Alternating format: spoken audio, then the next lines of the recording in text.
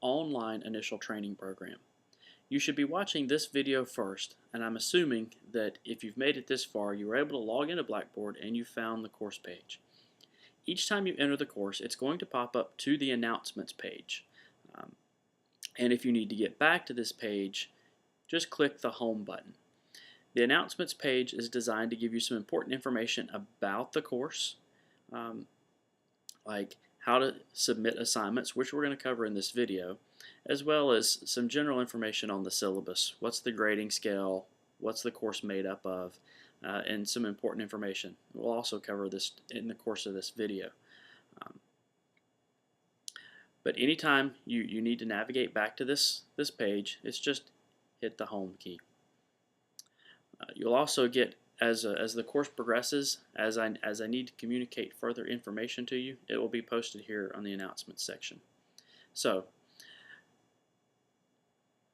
moving forward from the video, once you start completing the modules, which are listed over here on the left side of your screen, first thing you'll do is come over here and click. We'll start with Module 1. Click on the module and it should open. You're going to see the content in the order that I would like for you to complete it. Scrolls here. You'll have the discussion board for this week comes first. The Module 1 discussion is particularly important because it's part of the way that I track your attendance. And just give us some general information on who you are, where you came from, why you're taking the course, and any experience that you might have. Next will be the lecture, which is done in a program called Prezi. It's traditional PowerPoints that are narrated.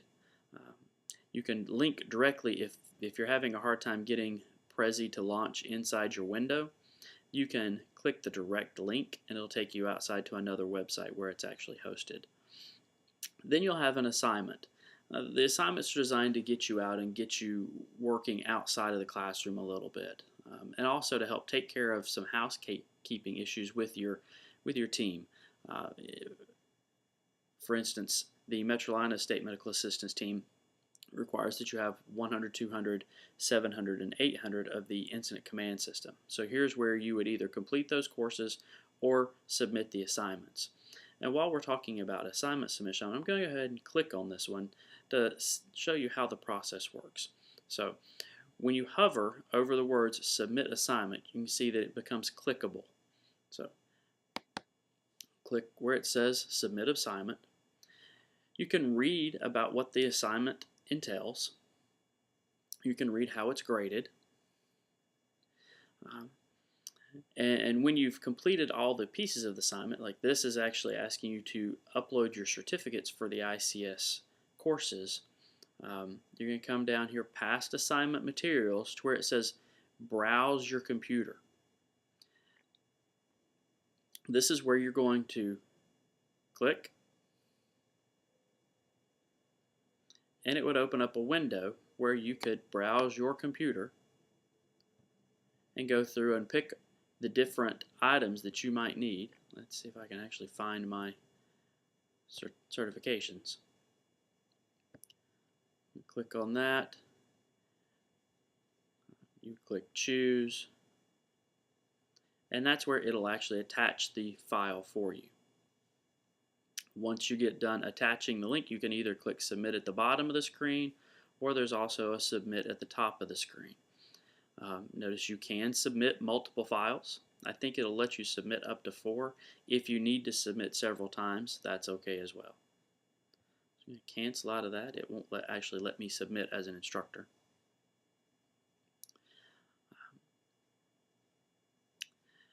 For the discussions, we'll click on the introduction one here. Again, same thing. If you hover over the bold, it will take you to the actual discussion link. So Module 1 was introducing yourself. For you to actually participate in this, I want you to click Create Thread.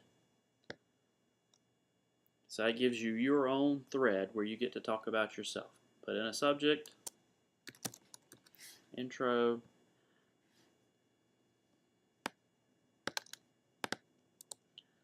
hi, My name is, etc. Fill in the text box. If you want to put in a hyperlink to something, if you have a web page that you want us to see, or you need to do any formatting, these tools will help you. If you want to throw in a picture so we can see your face, that works as well. If you want to attach a picture from your computer, you would do the same thing on attach file here, just like it works on the assignments. Once you're done, you just click the submit button. We'll cancel out of that again. Then I would explore the introductions that have already been made. You just click on the link. Let's find one here. Mr. Vostein. And it'll let you read their introduction. And then if you want to reply, hit the reply. Tell them hello. Comment on anything that they have mentioned in theirs. You do need to reply to at least one other person for every discussion. I would prefer that you reply to 2, just so that we're keeping the conversation going. Even if it's a simple welcome to the class, or if there was something in their discussion that you thought was interesting, let them know. The purpose of the discussion boards is just that, to improve interaction in the class, and so that you get to know the other people that you're taking the class with. We may all be on the same team, but we might not have ever met before. All right, so we're going to go back to Module 1.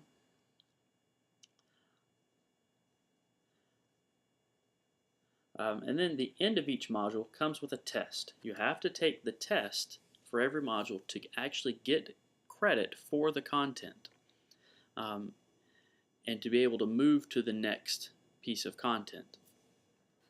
So again, you click on the test.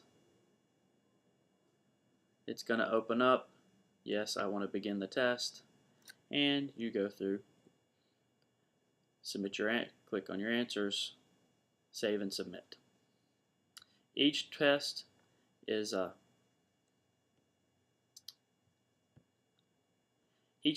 5 questions, except for module number 9, and I think it has 20 or 40, but you've probably seen them before. You must pass each test with at least an 80% to get credit, and then you must pass the entire class with at least an 80% to receive the continuing education units. You'll notice on the grading scale that the tests are worth 50% overall for your total grade. The discussion forums and assignments are worth 25% each. A little note on how those are graded: the discussion forums and the assignments. Not looking for perfection. I'm looking that you put in at least a little bit of effort. They're basically a pass-fail, or 50% or 75%. Just looking at how many of the assignment points you completed, but it's not a very heavy grading scale. If you submitted an answer, you're probably going to get credit for it. To check your grades, you would click on My Grades over here on the left, and it would bring up, I don't know if it will actually show me, yeah, it won't give me what it looks like, but it would basically list your name and then each thing that you have done, and it would give you a percentage. Again, the important part is that you're scoring at least an 80% on the tests. If you don't score an 80% on the test, you need to retake the test. You can take the tests multiple times. Clicking on the home key to get us back to assignments.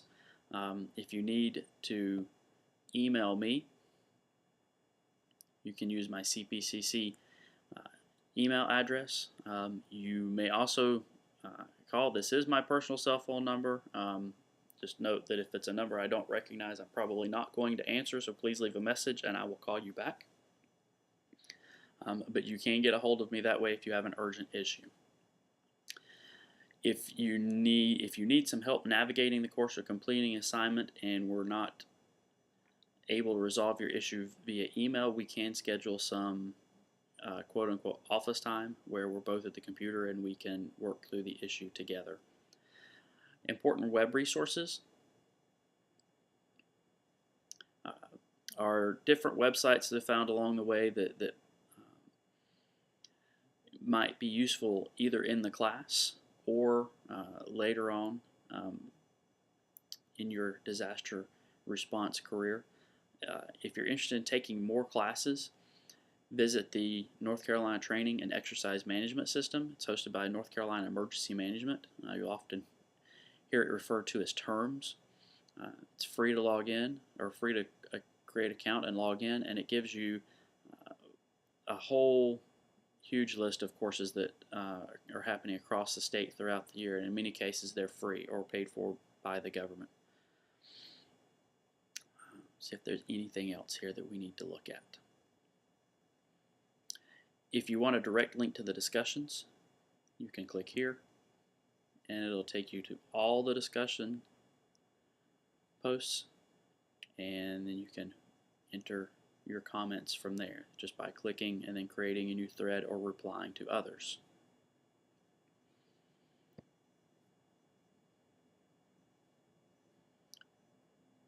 So take a few minutes to look around the course. There is a PDF instruction here for how to submit assignments if you get lost. But again, submitting assignment, let's review that one more time. That seemed to be a big issue in the last class. Find the supplemental assignment, read the instructions, scroll down below assignment materials, browse my computer. That should let you look through your computer for the file. Select the file, it'll attach it, click submit. Alright, now that you've finished this video, the next thing you're just going to click on Module 0, and there's going to be a test at the end. That test, again, is important for letting CPCC know that you are going to actually complete or participate in the course.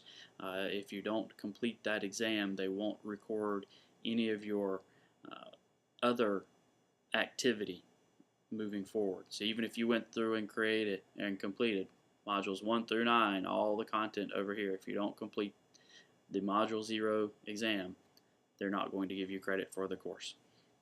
If you have any questions, please call or email me, and look forward to your participation. Have a good day.